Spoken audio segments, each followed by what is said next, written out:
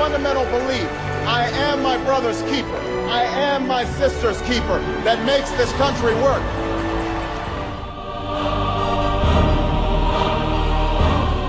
Not that I want to punish your success, I just want to make sure that everybody who is behind you, that they've got a chance at success too. I think when you spread the wealth around, it's good for everybody.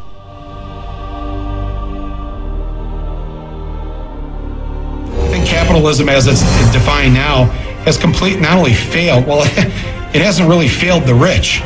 It's actually helped them, the wealthiest 1%.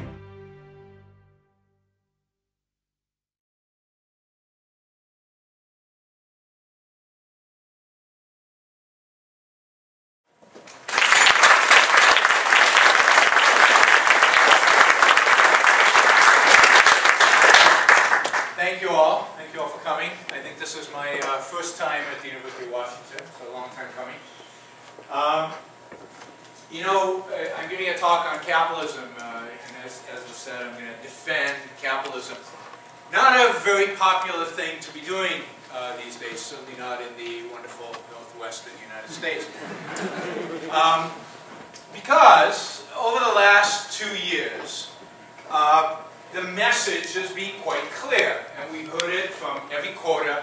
We've heard it from Democrats, we've heard it from Republicans, we've heard it in every major newspaper headline, that capitalism, and we heard it from the President of France, an authority on these issues, that capitalism is dead, that capitalism is finished, that capitalism failed.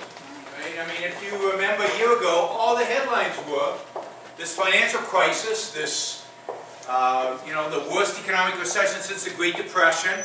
This was all caused by free markets. This was all caused by too few regulations. This was all caused by capitalism, freedom, free markets.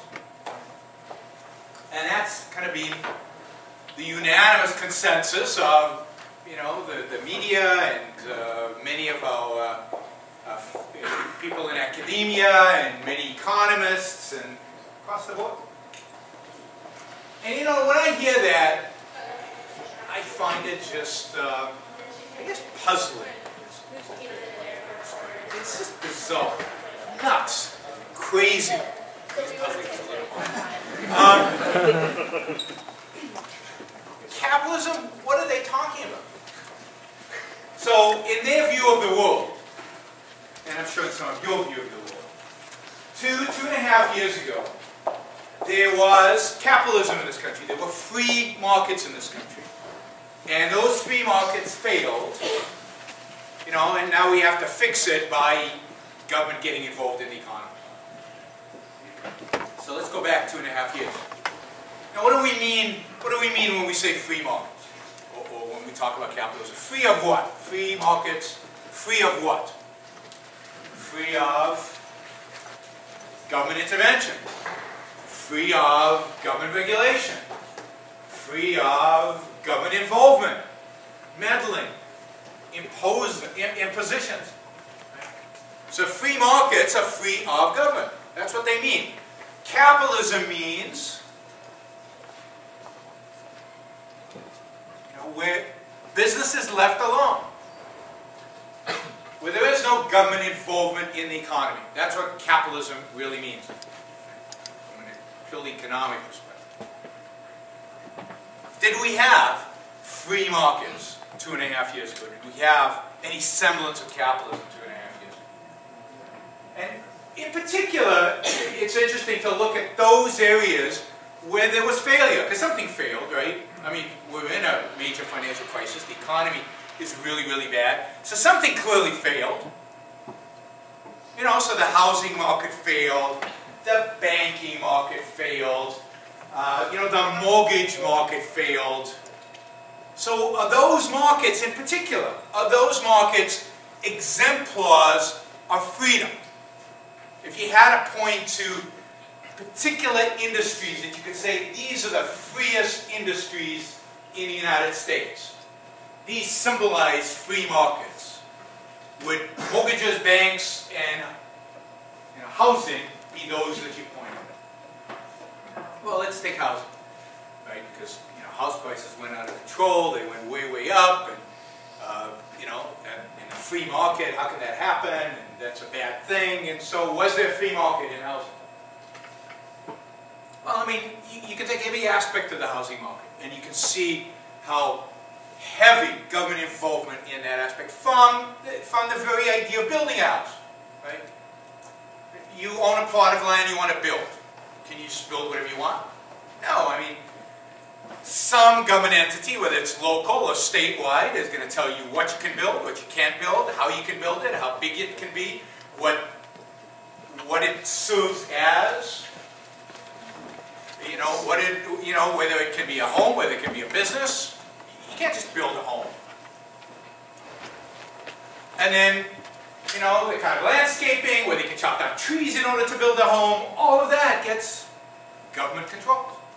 And indeed, if you look at home prices, in California in particular, where home prices went through the roof, if you look at home prices and you look at the start of the increase, home prices start increasing, not surprisingly, around the mid-70s, when all the regulations that exist in Seattle,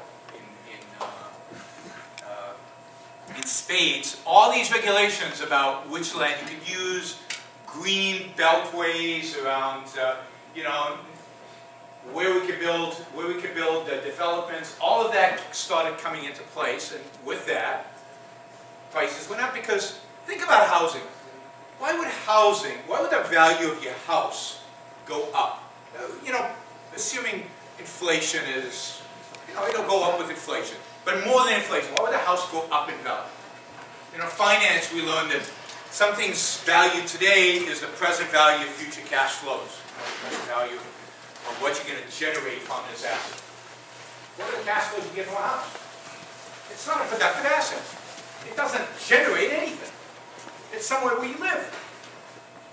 So, you know, generally, on average, home prices should be flat.